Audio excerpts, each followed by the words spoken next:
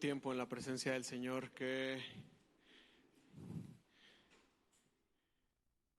poderoso poder proclamar la obra salvífica de nuestro Dios por nosotros, confesarlo con nuestra boca, porque cantar también es una oración, también es hablar con Dios, es conectarnos con Él y procurar adorarle, reconocerle por lo que Él es, quién es Él en nosotros.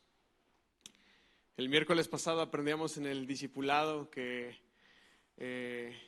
venimos a Dios en oración y que Jesús nos enseñó en el Padre Nuestro que lo alabamos, lo adoramos, tenemos acción de gracias, tenemos confesión de nuestros pecados y también tenemos peticiones. Hemos hecho todo eso ahorita en el tiempo de alabanza. Y qué bueno que podemos cantar con entendimiento, con un espíritu sensible y dócil a la palabra de Dios, a la presencia de Dios. Qué bueno es eso. Quiero invitarte a abrir la escritura en 1 Corintios 12. Hemos estado ahí, parece que no avanzamos, pero estamos avanzando mucho. Hace 15 días o 3 semanas hablamos de 2 dones del Espíritu. ¿Se acuerdan cuáles eran? El don de palabra de sabiduría y el don de palabra de ciencia o conocimiento. Estuvimos hablando acerca de estos dones. Estamos predicando una serie, para quienes nos acompañan por primera vez, estamos predicando una serie acerca de los dones del Espíritu y para fines de que todos podamos estar conectados en lo mismo, hemos aprendido que Dios nos envió a su Espíritu Santo. Aprendimos que cuando Jesús estaba a punto de morir y después de eso resucitar y pasar solo unos días con sus discípulos y separarse de ellos, Jesús le dijo a sus discípulos: les conviene que yo me vaya, les conviene que yo ya no esté entre ustedes, porque entonces podré enviar al Espíritu Santo. Yo creo que todos hemos oído hablar acerca del Espíritu Santo a lo largo de nuestra vida devocional, nuestra vida cristiana. Pero la pregunta es, ¿con qué se come? ¿Para qué sirve? ¿Qué fin, qué propósito tiene el Espíritu Santo en nuestra vida? Porque sí, muchos hablamos acerca de Él y muchos lo mencionamos, pero ¿para qué sirve el Espíritu Santo? Y no lo estoy menospreciando, pero ¿qué propósito tiene la vida de la iglesia? Aprendíamos que el Espíritu Santo es un regalo de parte de Dios enviado a la iglesia para que el Espíritu Santo pueda hablarnos acerca de Cristo, pueda hablarnos acerca de Dios, pueda darnos testimonio acerca de ellos. Dice Jesús acerca del Espíritu que no nos iba a hablar por su propia cuenta. Pero también algo importante acerca del Espíritu es que Él sí va a estar entre nosotros, Él sí va a estar con nosotros, y va a ser la representación, la manifestación de Dios entre los hombres, entre los creyentes. Amén. Eso es el Espíritu Santo. Y aprendimos que por medio del Espíritu Santo, el Espíritu Santo es un canal que Dios usa para darle regalos a la iglesia. Lo que nosotros conocemos como la palabra don, los dones del Espíritu, los regalos del Espíritu, los regalos que Dios le da a la iglesia a través del Espíritu. Y aprendimos que estos dones no son para mi uso o mi beneficio personal, no es para mi propio ego, sino que Dios ha dado esos dones no a mí, sino ¿a quién? A la iglesia. Son para la iglesia, de tal forma que si Dios ha dado el regalo a la iglesia de la predicación, no es para mí, es para todos ustedes. Si Dios ha dado a la iglesia el don del servicio, no es para el que sirve, sino es para todos los que son servidos por medio de la persona que ejerce este don. Así que aprendimos, pues, porque estamos hablando acerca de ello, de los dones del Espíritu, que los dones, los regalos, vienen de parte de Dios y que han sido dados y son dados a nosotros con un propósito, y es edificar a la iglesia. Para eso son. No son para tenerlos escondidos, no son para tenerlos guardados, no son para mi propia fama, no son para mi propio ego, sino que estos dones han sido dados por Dios a la iglesia con el propósito de que la iglesia crezca, se edifique, se fortalezca y el mensaje por consecuencia sea predicado. Vamos a leer 1 Corintios capítulo 12 y vamos a leer solamente del versículo 7 al 10. Dice así el apóstol Pablo a la iglesia de Corinto: Hoy voy a usar muchos textos, así que ahí les pido que tengan paciencia. Después, si gustan, les paso los apuntes para que tengan todos los textos a la mano. Pero dice, a cada uno de nosotros se nos ha dado un regalo, un don espiritual para que nos ayudemos mutuamente. A uno, el Espíritu le da la capacidad de dar consejos sabios, y a otro, el mismo Espíritu le da un mensaje de conocimiento especial. Ya habíamos hablado acerca de estos dos dones. A otro, el mismo Espíritu le da ¿qué? El mismo Espíritu le da gran fe, y a alguien más ese único Espíritu le da el don de sanidad. A uno le da el poder para hacer milagros y a otro la capacidad de profetizar. A alguien más le da la capacidad de discernir si un mensaje es del Espíritu de Dios o de otro espíritu, y todavía a otro se le da la capacidad de hablar en idiomas desconocidos, mientras que a otro se le da la capacidad de interpretar lo que se está diciendo. Hoy vamos a hablar acerca de 3 dones. Espero que el tiempo no sea poco. Vamos a hablar acerca de ese don de la fe, que dice la NTV, le da gran fe. El Espíritu da gran fe. Vamos a hablar acerca de los dones de sanidades o el don de sanidad, y vamos a hablar acerca del don o la capacidad de hacer milagros. Yo creo que a todos nos llaman la atención este tipo de temas, ¿no? Como que nos... Pues sí, quizás despiertan ahí una inquietud por lo desconocido, por lo nuevo, por lo que está fuera del alcance de nuestras manos. Vamos a ver qué nos enseña la Escritura acerca de eso. Vamos a hablar acerca del primer don, el don de la fe, la gran fe, recibir gran fe. La fe, como todos sabemos, es la habilidad para creer. Hemos ya predicado acerca de la fe en otros tiempos. Nuestro hermano Juan Antonio y yo hemos tenido la oportunidad de predicar acerca de la fe a la luz del término hebreo. ¿Se acuerdan de todo lo que esto implica? Una persona digna de confianza, justa, que se deja pastorear, que pastorea a otros. Todo esto es parte de la fe, así que no voy a profundizar tanto en este don en particular porque ya lo hemos desarrollado, pero en sí la fe, o a grandes rasgos, es la habilidad para creer. Pero el don de fe va más allá de la fe ordinaria. De hecho, el don de fe no tiene que ver con recibir fe para ser salvos, porque la salvación es algo que no depende de nosotros. No se trata de lo que yo puedo hacer, sino de lo que el Señor ha hecho por mí. Obviamente creo para recibir esa salvación, pero la fe no solamente se limita a recibir salvación, sino el don de la fe o el don de la gran fe tiene que ver con un don que es capaz de mover montañas. De esa fe es de la cual está hablando el apóstol Pablo. Y mira, ahí mismo en 1 Corintios 13, versículo 2, dice el apóstol Pablo, bajo el mismo contexto, dice: si yo tuviera el don de profecía y entendiera todos los planes secretos de Dios y contara con todo el conocimiento, y si tuviera una fe que me hiciera capaz de mover montañas, pero no amar a otros, yo no sería nada. De esa fe es de la que está hablando Pablo. No está hablando de una fe para ser salvo, sino de una fe que puede hacer cosas, que en el sentido simbólico del cual Jesús llegó a hablar, una fe que puede mover montañas.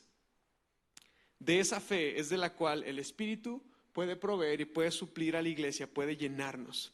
En este sentido, la fe abarca obviamente también el don de sanidades y el don de milagros. Pero pues ahorita vamos a irlos desglosando poco a poco. Se trata de una fe especial, digamos una sobrecarga. Todos tenemos fe, pero una carga excesiva de fe del Espíritu Santo sobre un creyente para suplir una necesidad muy en particular. Yo creo que todos hemos conocido a alguien así, de mucha fe. Vamos a darle, si se puede, en todo el panorama en contra, y esa persona está optimista y lo cree. Tú lo ves y dices, ¿cómo puede? Eso se llama fe. Y es una fe extraordinaria, es una fe para suplir necesidades muy particulares. El don de la fe, el don de la gran fe no es una propiedad exclusiva de algún creyente, sino que viene de parte de Dios, nos lo da a través del Espíritu, y Él lo derrama en la iglesia a la discreción que el Señor quiera para despertar esa fe en un momento particular, en una necesidad específica. El don se imparte al corazón de una persona en un momento específico para una necesidad en particular. el don se da, la necesidad se suple y el don cumple su propósito. Mira lo que dice Santiago capítulo 5, versículo 15. Santiago capítulo 5, versículo 15 dice, una oración, el anterior, una oración ofrecida con fe sanará al enfermo y el Señor hará que se recupere y si ha cometido pecados será perdonado. Pero una oración ¿con qué característica? Una oración con fe. Todos sabemos que la fe, en un sentido, la fe nace del conocimiento de lo que yo conozco o de lo que yo tengo convicción. Eso parece que es contradictorio con la fe bíblica, ¿no? Porque la fe viene de lo que no podemos ver, ¿no? Pero naturalmente nosotros creemos en lo que nosotros podemos ver, ¿no?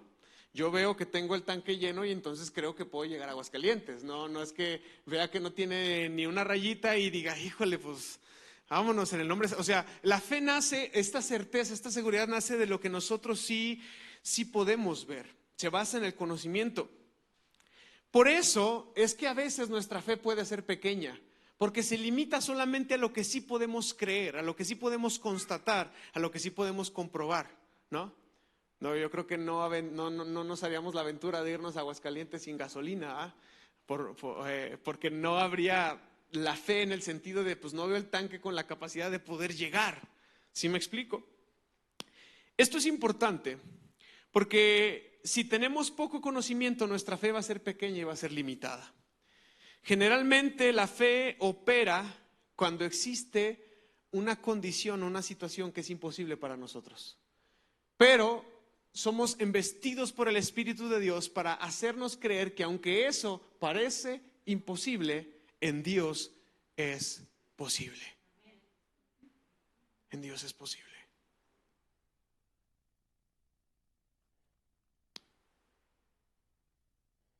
No solamente viene como una convicción profunda, mis hermanos, sino que viene acompañada de una capacidad de obrar en consecuencia de, es decir, una fe acompañada de obras, porque una fe que no tiene obras estaría muerta.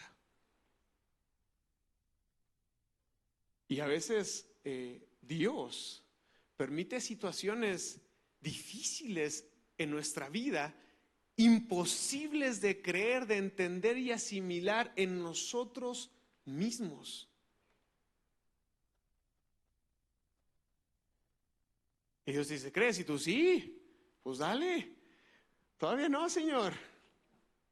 Un amigo pastor de Puebla, Jorge, el otro día nos contaba a mi esposa y a mí cómo Dios los trajo aquí a Zacatecas, los trajo para abrir una obra. Ellos están allá en la colonia por la Estrella de Oro, por si alguien conoce gente por allá, es un buen lugar para reunirse.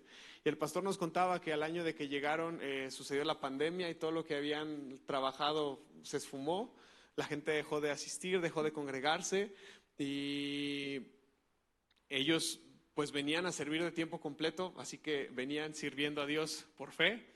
Y al año y medio por la pandemia murió el papá del pastor. Y les cae la noticia, estaban terminando el culto y le dice a su esposa, no tenemos para irnos a Puebla. Es mi papá y todo, pero no hay forma económica de irnos.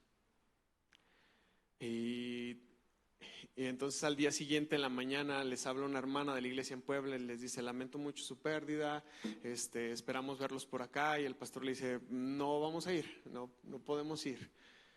Y él, sin externar esa necesidad, la hermana le dice, claro que sí, vamos a darles una ofrenda, pero pues esa ofrenda fueron 200 pesos.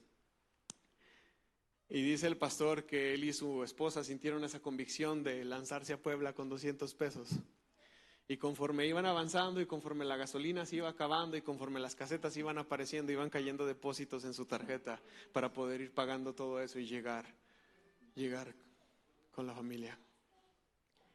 Eso es el don de gran fe, pero requiere no solamente esa convicción de creer, sino que estemos dispuestos a caminar hacia allá. Y todavía hoy el Espíritu Santo opera de esta manera, mis hermanos. Está la historia, por ejemplo, de Pedro y Juan cuando van camino al templo ¿Se acuerdan? Ya habíamos hablado acerca de ella y se encuentran ahí a un paralítico, un cojo que no puede levantarse y que él le pide una moneda, él pide una moneda, él no está pidiendo una oración, él no está pidiendo una bendición, él quiere dinero para comer, para vivir. Se cree que tenía alrededor de los 40 años, paralítico de nacimiento, él no tiene una esperanza, él no cree que pueda levantarse, no había fe en ese paralítico. Y seguramente, o quizás, si no estoy cuestionando la vida de los discípulos, pero posiblemente tampoco los discípulos. Ellos iban al templo, ellos no iban con el propósito de sanar al primero que se les pusiera enfrente, ellos iban a adorar a Dios, y en ese proceso esta persona le extiende la mano. Y yo les había compartido hace algunos domingos, ¿qué hubiese pasado si Pedro hubiese tenido una moneda para darle? A veces esta escasez de recursos en nuestra vida permite ver a Dios obrar. ¿Qué hubiese pasado si Pedro, sí, ten tu moneda, ya nos vamos tarde al templo? Pero no, Pedro se detiene y se llena de este don de gran fe y dice, no tengo nada, amigo. No tengo oro, no tengo plata para darte, pero lo que sí tengo te lo voy a dar. Levántate en el nombre. Ni siquiera le dijo, hey, sé salvo, hey, entrega tu vida a Cristo. No le dijo eso. Pedro le dio sanidad. Levántate y anda, sé sano. Porque Pedro en ese momento fue lleno de don de sanidad. Pero ¿qué hubiese pasado si Pedro hubiera dicho, el Señor lo quiere sanar, y se hubiera quedado callado y no se hubiera encontrado con él y no le hubiera extendido esa declaración de fe?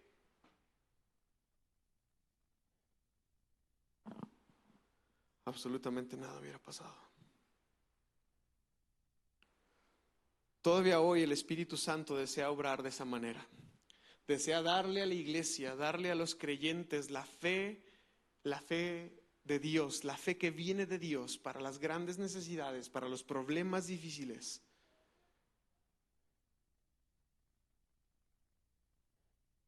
El Señor quiere llenarnos de creatividad y la posibilidad de operar desde lo invisible hasta lo palpable y lo visible. Porque si podemos imaginarlo, si podemos soñarlo, si podemos creerlo, puede hacerse una realidad. Los que han leído el espíritu de celebración de las disciplinas, el libro, perdón, de celebración de las disciplinas, hay una parte ahí donde el escritor habla acerca de santificar la imaginación. Dice, cuando nosotros santificamos nuestra imaginación a Dios, la consagramos a Dios, también el Señor nos puede dar esa capacidad de imaginar familias restauradas, de imaginar niños sanos. Y ahí también opera la fe en esa magnitud, en ese nivel. Dios mismo es un Dios de fe. Suena raro, ¿verdad? Dios mismo es un Dios de fe. Hebreos 11:3, mira lo que dice Hebreos 11:3.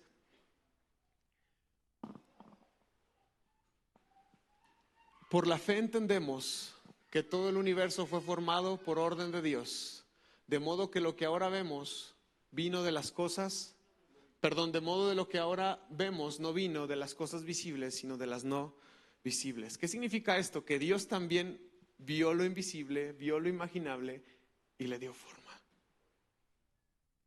Dios es un Dios de fe y Él nos da esa fe a la iglesia por medio del don, el don de la gran fe. ¿Cómo podemos saber que tenemos el don de fe? Repito, hermanos, y esto es importante, a veces hay dones que no son dones de oficio, es decir, no es que vivamos con ellos toda nuestra vida. Puede ser que sí, puede ser que alguien tenga el don de sanidad y persona que se le para enfrente la sane, puede ser que sí, pero también puede ser que estos dones, a discreción del Espíritu y a sabiduría de Dios, lo vaya derramando en un momento particular en la vida de alguien. ¿Cómo puedo saber si yo tengo el don de gran fe en una situación en particular? ¿Cómo puedo saber si el Señor me puede dotar de esa gran fe? Bueno, tenemos un gran sentido de persuasión. Sentimos que aunque está bien loca la idea en nuestra cabeza, el Espíritu Santo nos está diciendo que Dios quiere hacer algo. Y entonces nos empezamos a llenar de esta fe, de esta realidad. El Espíritu nos da un poco de la fe de Dios, nos invade con una profunda persuasión de que Dios va a hacer algo, y entonces emprendemos el camino para que eso suceda. ¿Cuántos han experimentado este don en su vida, mis hermanos? Hermoso, precioso. El don de la fe edifica la iglesia, aun cuando una sola persona sea el objeto de esa fe. Y eso sucede gracias a una cosa, mis hermanos, que nos alegramos con los que se alegran y lloramos con los que lloran. Cuando alguien recibe el favor de Dios, nos alegramos con él, porque la iglesia recibe el favor de Dios. Ahora hablemos acerca del don de sanidad. La sanidad, en un sentido estricto, significa la calidad de ser sano, valga la redundancia, que uno esté bien, que uno esté cabal, que uno esté completo. Así que existe sanidad en distintas dimensiones del ser humano. Sanidad física, sanidad espiritual, sanidad emocional, que uno pueda sentirse bien, que uno pueda sentirse completo en esas dimensiones de su vida. El don de sanidad o los dones de sanidad son manifestaciones de la gracia de Dios. En un don de sanidad nosotros podemos conocer el favor de Dios y su bondad para nuestra vida. Estos dones, al igual que todos los demás dones, fluyen del Espíritu de Dios, vienen de parte de Dios, y Dios utiliza a algún creyente no como un recipiente, sino como un conducto. Dios utiliza a algún creyente no como un recipiente, sino como un conducto. Y entonces Dios a través de nosotros transmite sanidad a alguien más.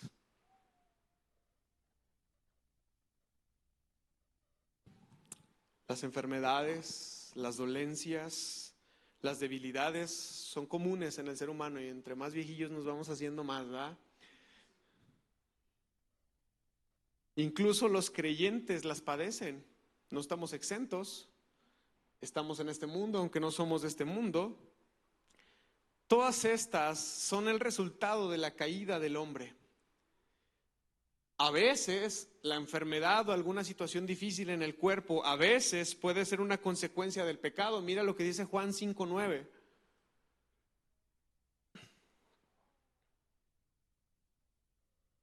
Al instante el hombre quedó sano, enrolló la camilla y comenzó a caminar, pero ese milagro sucedió el día de descanso, versículo 10.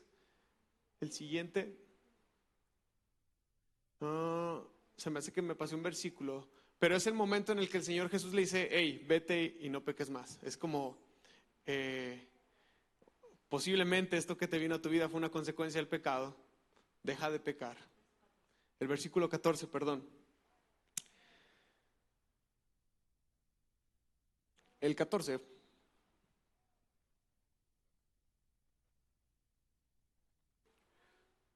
Juan 5:14.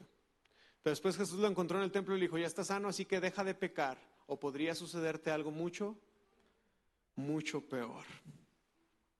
Pero tampoco es una ley que la enfermedad y las aflicciones de la vida sean una consecuencia del pecado. Y para eso está otro texto, Juan 9:3, el famoso ciego de nacimiento, que los discípulos se acercan luego bien listos para juzgar y le dicen: hey, ¿quién pecó? ¿Este o sus padres? ¿De quién es la culpa que este hombre sea ciego de nacimiento? Y Jesús dice: de ninguno. Este hombre está ciego para la gloria de Dios.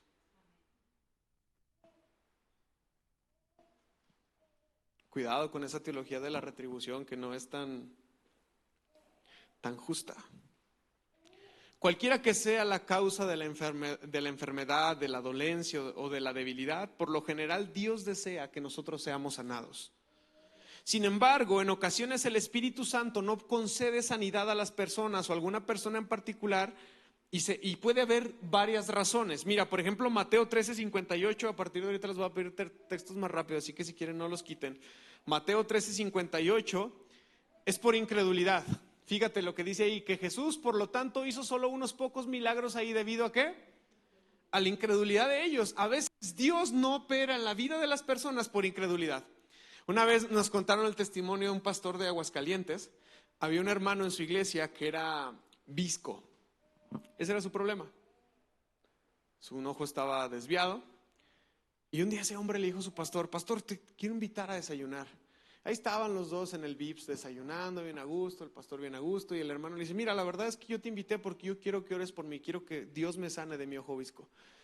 Y el pastor, él fue el que me contó la historia, dice por dentro como que se quiso reír, o sea, dijo: ni siquiera yo creo que que tu ojo pueda ser orientado otra vez. Y el pastor dice, bueno, pues ya estamos aquí. Y el pastor dice que él oró como oficio, como labor, le tocaba, ¿no? El hombre fue sano. El hombre fue sano. Pero a veces Dios no hace milagros por la incredulidad. También a veces es difícil recibir un milagro cuando tenemos un maltrato de nuestro cuerpo. Y sí, la pedrada es para mí. A veces nos alimentamos mal, no nos cuidamos, consumimos sustancias que no deberíamos de consumir, alcohol, cigarros, droga, refresco, harina. O sea, nos estamos enfermando, nos hacemos diabéticos y le decimos al Señor, ¿por qué me hiciste diabético? ¿Por qué permites que yo sea un diabético? Señor, ¿por qué no me sanas? A veces hay una mala relación con el cuerpo, pero también a veces hay una mala relación con el cuerpo que es la iglesia. Recuerden 1 de Corintios 11, 29 y 30. Mira lo que dicen estos textos. 1 de Corintios 11, 20. Dice, pero si alguno come el pan y bebe de la copa sin honrar el cuerpo de Cristo, come y bebe el juicio de Dios sobre sí mismo. Versículo 30. Pues es la razón por la cual muchos de ustedes son débiles y están enfermos y algunos incluso han muerto por tomar de la cena del Señor de manera indigna. Y no son estos elementos. Es creer que alguien no merece participar de la cena del Señor. Es creer que alguien no merece la salvación, no merece sentarse en el mismo lugar en el que yo me siento. Cuando tomamos una actitud de juicio, de prejuicio, cuando le intentamos negar la salvación a alguien más, estamos discerniendo mal el cuerpo de Cristo. Y dice Pablo, eso ha provocado que muchos de ustedes sean débiles, muchos de ustedes estén enfermos e incluso muchos de ustedes ya estén muertos. Este es un muy buen tema para profundizar más. Pero también existen razones especiales, como 2 de Corintios 12 del 7 al 10, mira lo que dice. A cada uno de nosotros, no, ese texto se los puse mal. El apóstol Pablo tenía un aguijón, ¿se acuerdan? ¿Qué era el aguijón? Pues los expertos dicen que era algo en sus ojos, un problema en su vista que le impedía ver con claridad, que siempre tenía que estar lubricando sus ojos, tenía una especie así como de tic. Alguien pensaría que era como una espina en el pie o algo así, dice que en su carne, pero lo más seguro es que tenía un problema en su vista que le impedía seguramente exaltarse, creerse mucho. Y dice Pablo que él le rogó 3 veces a Dios y le dijo, sáname, quítame esto. Y el Señor le dijo, no, mi poder se perfecciona en tu debilidad, en tu enfermedad, en tu carencia. A veces la enfermedad viene a nuestra vida para que Dios... No se trata de ti ni de tus fuerzas. Es mi gracia, es mi poder obrando en medio de tus flaquezas y tus caídas. Algunas de las razones por las cuales a veces no recibimos sanidad. Dios puede usar a quien Él quiere en el uso de estos dones. No creo que exista un predilecto para ello. No creo que solamente el pastor o solamente el profeta o solamente el que está aquí los 5 días de la semana. No creo que estos dones funcionen de esa manera. Lo que sí creo es que Dios sí usa a quienes antes de obtener el don están dispuestos a ir. Hay gente que posiblemente quiera tener el don de sanidad y jamás en su vida ha querido ir a un hospital a visitar enfermos. ¿Para qué lo quieres? A veces se te dice, hey, hay un hermano, lo hemos hecho aquí como iglesia, hay un hermano enfermo, ¿quién quiere ir a visitarlo? ¿Quién quiere ir a cuidarlo? Nadie levanta la mano. Pero si queremos tener un don de sanidad, ¿para qué lo quieres? Yo creo que Dios bendice a los que están en movimiento. Y yo creo que Dios usa a quien está ahí cercano a los enfermos, cercano a los que tienen alguna carencia, para proveerles, para utilizarle como un instrumento, como un conducto para que se manifieste el poder de Dios. En el Nuevo Testamento vemos un común denominador, y es que los líderes de la iglesia eran los que normalmente ejercían el don de sanidad. No eran los únicos, pero seguramente se debe a que tenían un corazón dispuesto y una vida presta a servir a Dios y a estar cercano a los necesitados y a los enfermos. Está Pedro, está Juan, está Felipe, está una persona que no era líder, pero que Dios usó, Ananías, ¿se acuerdan? El que envió a visitar a Pablo recién convertido para que orara por él y que fuera sanado y sus llagas fueran caídas desde sus ojos. Ese Ananías, Dios lo utilizó para milagros. Está el mismo Pablo, está el apóstol Santiago que le da instrucciones a la iglesia, Santiago 5:14. Me estoy brincando algunos textos por el tiempo. Pero en Santiago 5:14 está el apóstol Santiago hablando a la iglesia y dice: hey, si alguno está enfermo, llame a los ancianos de la iglesia. Ellos orarán por él. Porque en un sentido Santiago reconocía, entendía que el poder de Dios estaba en el liderazgo de la iglesia para sanar a los enfermos. ¿Qué clase de enfermedades pueden ser sanadas en una iglesia que es utilizada por Dios? Pregunta, ¿qué clase de enfermedades pueden ser sanadas en una iglesia que es utilizada por Dios? Vamos a la escritura, Mateo 9:35. Mira lo que dice Mateo 9:35.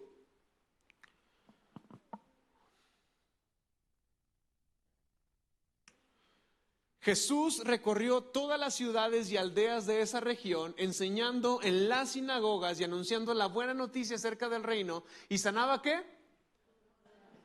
¿Sanaba qué? Toda clase de enfermedades y dolencias. Y alguien diría, bueno, pues es que ese era Jesús, pues él sí podía, ¿verdad? Vamos a Hechos capítulo 5, versículos 16. Hechos 5, 16.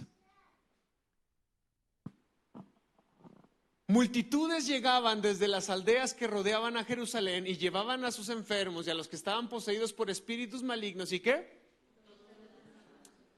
Y todos eran sanados. ¿Qué clase de enfermedades y dolencias pueden ser sanadas en la iglesia, hermanos? ¿Sí lo cree? A ver, otra vez, ¿qué clase de enfermedades y dolencias creen que pueden ser sanados en la iglesia, hermanos? Todas. Todas. Quiero decirte algo más acerca del don de sanidad. Va a ser un poquito complicado explicarlo, pero es importante. Si tú lo lees en la Reina Valera 60, en la Reina Valera contemporánea, en la Reina Valera 909 y en otras versiones como la NBI, la TLA, la de Dios habla hoy, me parece, y la Biblia hispanoamericana para Latinoamérica, si tú lees este texto, el 1 de Corintios 12, versículo 9, si tú lo lees en esas versiones, yo no sé por qué la NTV lo tomó así, pero en estas otras versiones no dice don de sanidad. ¿Qué dice?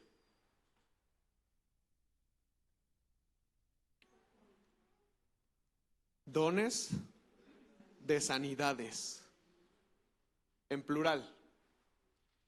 En el hebreo, en el griego original en el cual Pablo escribió esta carta, de hecho Pablo es la única persona que utiliza la palabra sanidad en plural, sanidades, y la utiliza dos veces y está aquí mismo en 1 de Corintios capítulo 12 y capítulo 13. El apóstol Pablo habla de dones de sanidades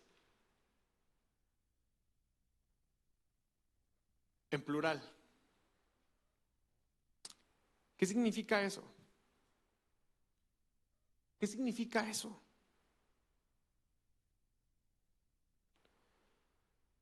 Significa que puede haber creyentes, es una forma de interpretar el texto, no es la única, así que estamos sujetos a ello, pero una forma de interpretar el texto es que puede ser que alguien tenga el don de sanidad, pero pueda solamente sanar dolencias internas, por ejemplo.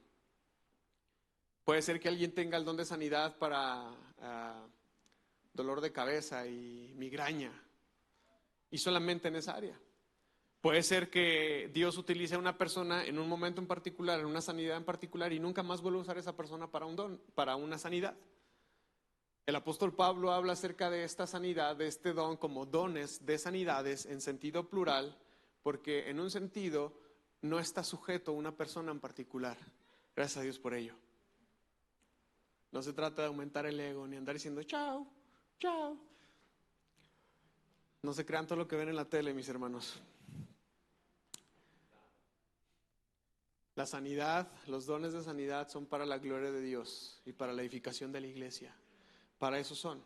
Y Dios da dones de sanidades a la iglesia. Mira, por ejemplo, Hechos capítulo 8, versículo 7. Felipe, vamos a hablar acerca de Felipe. Hechos capítulo 8, versículo 7.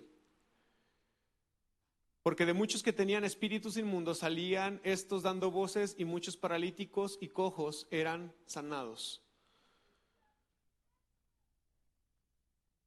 ¿Quiénes recibían sanidad? Ahorita leímos dos textos que decían que todos eran sanados.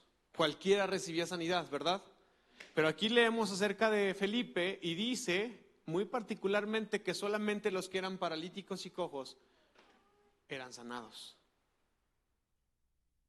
Seguramente Felipe tenía don de sanidad, pero solamente estaba limitado a estas necesidades o carencias muy particulares.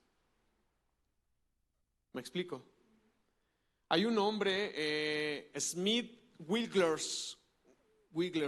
Estaría bien padre que investiguen su historia. Yo la tuve que investigar para entender un poco más. Fue un hombre que Dios usó para sanar solamente dolencias internas. Y era un hombre humilde, de campo. Todo lo que ganaba en su trabajo se lo gastaba en pagar la renta de un cuartito, y en ese cuartito cocinaba, abría la puerta y traía niños de la calle para comer todos los días, todos los días, todos los días, todos los días, todos los días.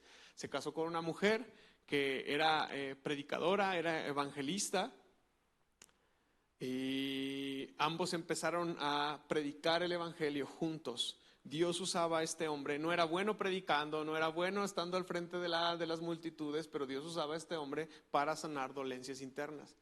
Si ustedes investigan su biografía, era el don que tenía. Y Dios lo usaba de esa manera. No lo ponía en una plataforma, no estaba en un lugar específico. Dios lo usaba de esa manera. Interesante. Hasta su vejez, hasta sus 50 y tantos años, fue lleno del Espíritu Santo, en un sentido que empezó a hablar en lenguas, y entonces, al fin entonces, pudo ser un predicador que pudiera tener presencia en una plataforma, porque antes tartamudo y se le trababa todo. ¿Se dan cuenta cómo Dios da cuando Él quiere? En el momento en el que Él quiere. Dios usó su trabajo, su esfuerzo para alimentar a multitudes de niños, después lo usó para sanar, pero hasta ahí. Y ya de viejo, Dios le dio la habilidad de predicar y de compartir el evangelio. Todavía hay esperanza para todos nosotros, ¿verdad? Que Dios siga derramando su espíritu en nuestra vida. ¿Cómo opera el don de sanidad? En la Escritura, en la mayoría de las cosas, vamos a darnos cuenta que el don de sanidad funciona a través de una palabra expresa. O sea, tú das la palabra y alguien es sanado. A veces el enfermo ni siquiera necesita estar ahí presente. Hay muchos otros casos y ocasiones en las cuales hubo sanidad de distintas maneras. ¿Recuerdas el centurión que viene con Jesús y le dice, no tienes que ir a mi casa, no tienes que estar ahí, solo da la palabra y el enfermo va a ser sano? Están muchos de esos casos en la palabra, ser sanos por la palabra, pero también hay sanidad por tocar. Luego sería bueno hablar acerca de imponer las manos a la ligera, porque también tiene todo un tema esto. Pero había estas formas de sanar. También Jesús llegó a sanar a un ciego con lodo, ¿va? ¿Qué clase de menjurje hizo ahí Jesús? No sabemos, pero llegó a hacerlo. O sea, la forma, pienso que se convertiría en irrelevante. El Señor podría indicarnos de una manera muy particular: vas a orar por él, vas a tocarlo. Fíjate, la mujer de flujo de sangre, ella lo provocó y ni siquiera lo pidió, solo tocó el talit del manto de Jesús. Impresionante. Los dones de sanidad sirven a la iglesia al capacitar a sus miembros para que estén saludables físicamente. Una vez escuchaba a un pastor, amigo mío, otro pastor, se llama Juan Manuel Núñez, de la Casa Oración de México, y una vez lo trajimos a dar un congreso acerca de oración, y él decía, ustedes tienen que aprender a orar, y una de las cosas que ustedes tienen que orar a Dios cuando ustedes estén enfermos es decirle, Señor, te conviene que yo esté sano, porque yo sano puedo ser útil para tu obra, enfermo no. Podemos orar de esa manera, pero cuando recibas tu sanidad, sé útil para la obra, mi hermano, ¿sí? Sé útil para la obra, pero dile, Señor, te conviene que yo esté saludable. Mi esposa tiene un testimonio de eso y luego tendrá ella la oportunidad de compartírselos. Bueno, ella era muy enfermiza, mucho, y resulta que de ahora que nos casamos para acá ya no se enferma tanto. Y ella cuenta que le dijo a Dios, Dame salud para aguantarle el ritmo a este señor que trabaja mucho y que nunca para. Y Dios Dios puede dar sanidad, Dios puede proveer, puede darnos sanidad. Y podemos decirle al Señor, te conviene que yo esté sano, Señor. Si alguien está enfermo el día de hoy, puede orar eso y decirle, Señor, te conviene que yo esté sano. Puedo ser más útil para tu obra. Todo el cuerpo se beneficia si uno de sus miembros mejora físicamente, si uno de sus miembros sana. Los dones de sanidad a menudo se manifiestan para la proclamación del evangelio, porque la sanidad atrae a la gente. Por eso es que las campañas de sanidad y todo esto, tú verás en los mismos evangelios cómo la sanidad provocaba que mucha gente viniera a Jesús. Y esto es algo que los apóstoles, a mí esta oración apostólica es de las oraciones que más me impresionan en la Escritura. Hechos capítulo 4, versículos 29 y 30. Hechos capítulo 4, versículos 29 y 30. Mira, te doy contexto. Acababan de meter en la cárcel a dos apóstoles. Les metieron una tundiza y los tablearon ahí adentro. Y les dijeron, miren, los vamos a dejar salir, pero ya dejen de estar hablando acerca de Cristo. Ya no queremos que estén hablando acerca de Jesús. Ya, se acabó. Está bien. Llegaron los apóstoles con los demás miembros de la iglesia y dijeron, vamos a orar. Y fíjate lo que oraron. Y ahora, Señor, escucha sus amenazas y danos a nosotros, tus siervos, mucho valor para predicar tu palabra. Versículo 30. Extiende tu mano con poder sanador, que se hagan señales milagrosas y maravillas por medio del nombre de tu santo siervo Jesús. Señor, nos acaban de meter una friega ahí adentro, pero vamos a volver a ir a predicar y queremos que mientras prediquemos tu mano empiece a sanar gente, empiece a hacer un montón de cosas para que todos conozcan a Cristo Jesús. Ni siquiera se están atribuyendo a ellos mismos la posibilidad de hacer un milagro. Señor, déjame hacer un milagro a través de mí. ¿Están orando eso? Ellos le están diciendo, Señor, extiende tu mano. Como sea, Señor, si mientras predicamos a alguien sana, qué bueno. Es una de mis oraciones apostólicas favoritas. Cómo estos apóstoles tienen ese corazón para decirle, Señor, pues si nos van a meter otra vez y nos van a tablear, pues está bien, déjanos seguir haciendo nuestro trabajo, queremos seguir predicando. Y mira lo que el Señor les contestó, Hechos capítulo 5, versículos 12 al 14, Hechos 5 del 12 al 14. Los apóstoles hacían muchas señales milagrosas y maravillas entre la gente. Y todos los creyentes se reunían con frecuencia en el templo, en el área conocida como el Pórtico de Salomón. Pero nadie más se atrevía a unirse a ellos, aunque toda la gente les tenía en alta estima. Versículo 14. Sin embargo, cada vez más personas, multitudes de hombres y mujeres, creían y se acercaban al Señor. ¿Para qué crees tú que es el don de sanidad, mi hermano? ¿Para qué crees tú que es el don de sanidad? Para poder proclamar el evangelio.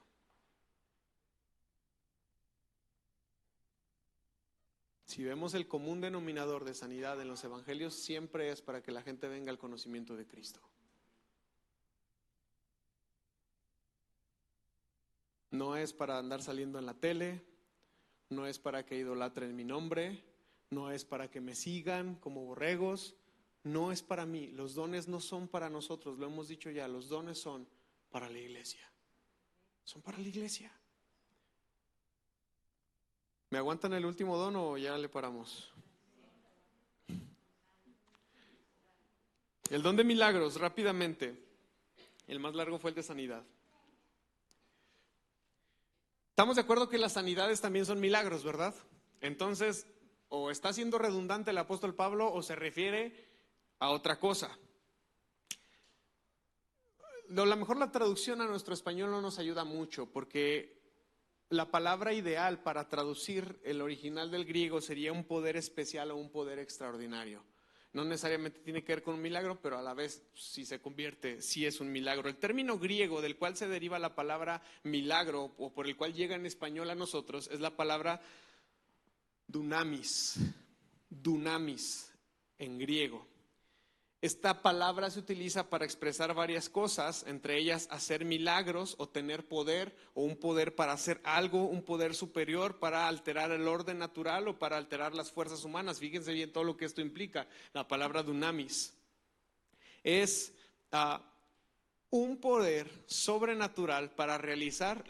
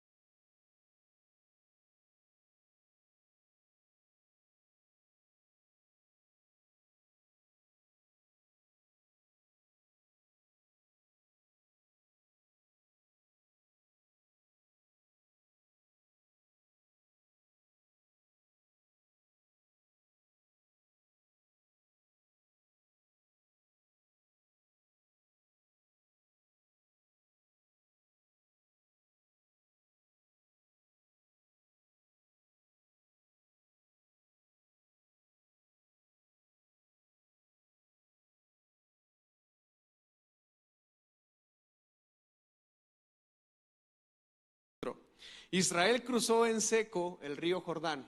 Se abrió el mar. Se abrió el mar. Un milagro. Desafiando todas las leyes de la naturaleza. Josué hizo que se detuviera el sol. Elías oró para que descendiera fuego del cielo y descendió. Eliseo hizo que una hacha flotara, quedara así flotando en el agua. Hubo milagros en la vida de Jesús. Convirtió el agua en vino, calmó la tempestad en medio del mar. Él y Pedro caminaron sobre el agua. Paréntesis, perdónenme que me detengan esto, pero se me hace demasiado importante. Hay corrientes dentro del cristianismo que niegan la posibilidad de los milagros, que dicen que cuando Jesús caminó sobre el agua, caminó sobre rocas. Él sabía dónde estaban las rocas para estar ahí. ¿En qué creen entonces? Jesús alimentó a una multitud con el almuerzo de un pequeño, 5 panes de cebada y 3 peces. Que cuando predicamos acerca de ese mensaje dijimos que la cebada era alimento para animales. O sea, este era un niño pobre, pobre, pobre. Y sus panes no eran panes grandes como el pan ranchero que conocemos. Seguramente eran cositas así chiquititas. Jesús resucitó un hombre y salió de la tumba. Milagros. Pero también la iglesia primitiva llevó a cabo milagros. La liberación de la cárcel de Pablo, ¿se acuerdan? Estaban cantando, estaban alabando a Dios después de que les metieron una friega. Y estaban alabando a Dios y vino un temblor y se abrieron las puertas, los grilletes se abrieron, quedaron libres. Eso es un milagro. Hubo la resurrección de 2 muertos, uno de Pedro y otro de Pablo. No sé si lo sabían y si lo han leído. El Señor permitió que una persona quedara ciega porque estaba estorbando para que la predicación del evangelio se llevara a cabo. Fue una ceguera temporal. Pablo fue mordido por una serpiente y ese veneno fue neutralizado. Son milagros también. Encontramos estos milagros también en el Nuevo Testamento con la iglesia primitiva. Pero, ¿por qué son necesarios los milagros? A mucha gente le gusta ver milagros o busca lo sobrenatural por puro morbo. Le gusta, ay, va a haber campaña de milagros, ni siquiera tienen fe ni nada, pero ahí están para ver qué ven. Hay mucha gente que así es, lamentablemente. Hay gente que quiere ver milagros o ver el obrar de Dios de manera egoísta, pero muchas veces no quisieron recibir a Jesús en el pueblo. ¿Qué dice Lucas 9, 54 al 56?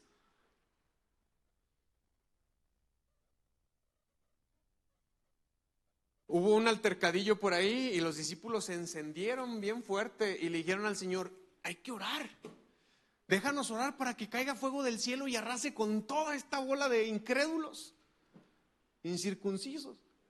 Cuando Santiago y Juan vieron eso, le dijeron a Jesús, Señor, ¿quieres que hagamos bajar fuego del cielo? Como si pudieran hacerlo, como si estuviera a la merced de su mano y de sus ganas, para que los consuma, versículo 55. Entonces Jesús se volvió a ellos y los reprendió.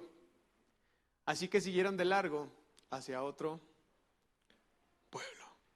Prácticamente lo que Jesús hizo fue decirles, ningún milagro se realiza para temas egoístas. No existen los milagros, no hay un uso de milagros para... Ni Jesús utilizó su divinidad para sí mismo. No lo hizo. Y vaya que tenía hambre cuando el demonio le dijo, haz que estas piedras se conviertan en pan. Y vaya que le dolía estar exhibido a vituperio ahí en esa cruz, crucificado, escupido, maltratado, azotado, golpeado y encima desnudo. Porque sí, Jesús estaba desnudo, por eso fue expuesto a vituperio. ¿Y qué le dicen? ¡Hey! Háblale a tu padre que te baje. Sálvate. Los milagros no se usan para fines netamente egoístas. Los milagros, como todos los demás dones del Espíritu, tienen un propósito y es la edificación del cuerpo de Cristo.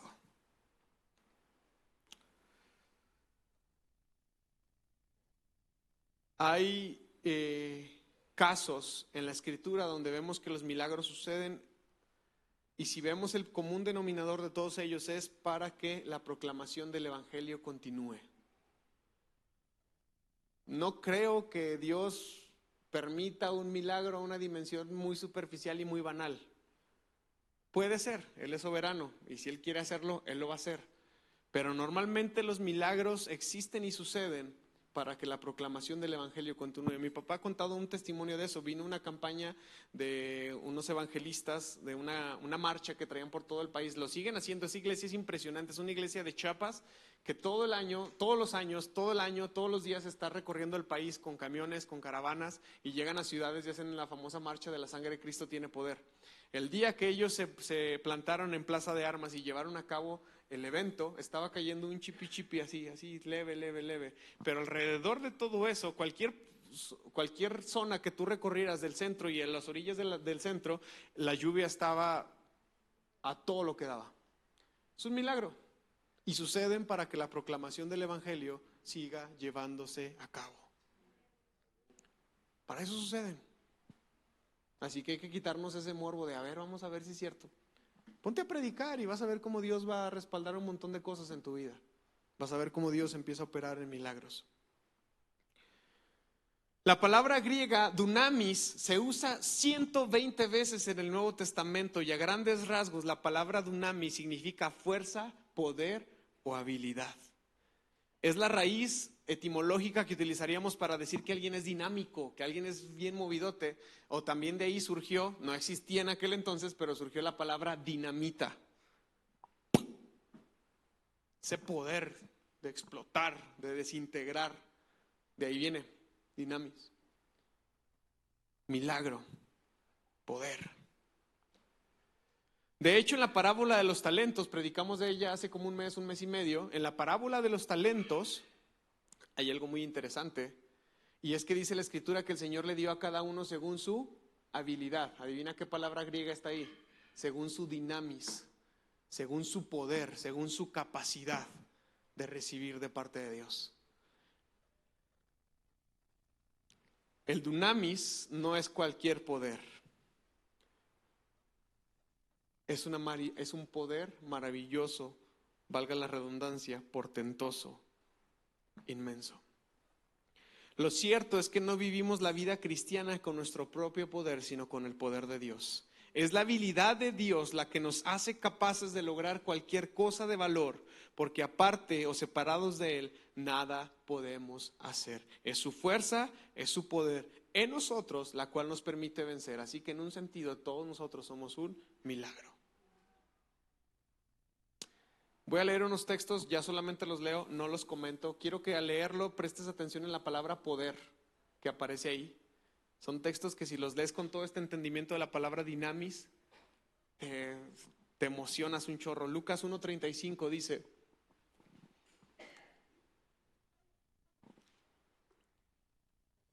el ángel le contestó a María, el Espíritu Santo vendrá sobre ti y el poder del Altísimo te cubrirá con su sombra.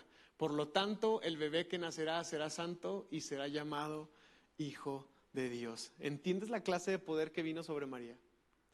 Precioso. Hechos 1:8. Pero recibiréis dinamis, recibiréis poder cuando el Espíritu Santo descienda sobre ustedes y serán mis testigos. Y cuando tengan ese poder, cuando tengan esa capacidad milagrosa, le hablarán a la gente acerca de mí en todas partes, en Jerusalén, por toda Judea, en Samaria y hasta los lugares más lejanos de la tierra. Me pregunto si nos hemos hecho incapaces de ver los milagros de Dios porque no hemos salido a predicar lo que tenemos que hacer. Primera de Corintios 1:22-24. De hecho, algunas partes del cuerpo que parecieran las más débiles y menos importantes en realidad son las más necesarias. Y las partes que consideramos menos honorables son las que vestimos con más esmero, así que protegemos con mucho cuidado esas partes que no deberían de verse, mientras que las partes más honorables no precisan esa atención especial. Por eso Dios ha formado el cuerpo de tal manera que se le da más honor y más cuidado a esas partes que tienen menos dignidad. Y está hablando de poder, que el Señor ha rodeado todo esto de poder. Segunda de Corintios 4:7. Ahora tenemos esta luz que brilla en nuestros corazones, pero nosotros mismos somos como frágiles vasijas de barro que contienen este gran tesoro.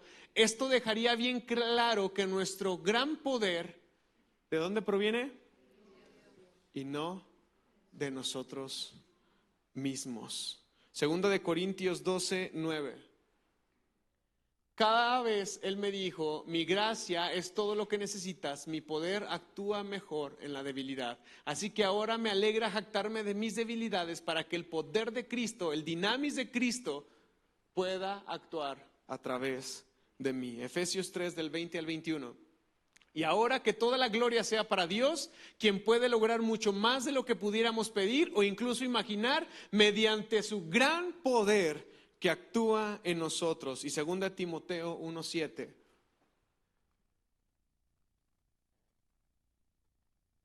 Segunda Timoteo 1:7. Pero Dios no nos ha dado un espíritu de temor y timidez, sino de ¿qué? De dinamis. Todos estos textos que leímos, la palabra poder es dinamis, Iba a decir dinamita, no, dinamita surge mucho después, pero de ahí viene ese poder que obra en nosotros, amor y autodisciplina. Hermanos, concluyo con esto.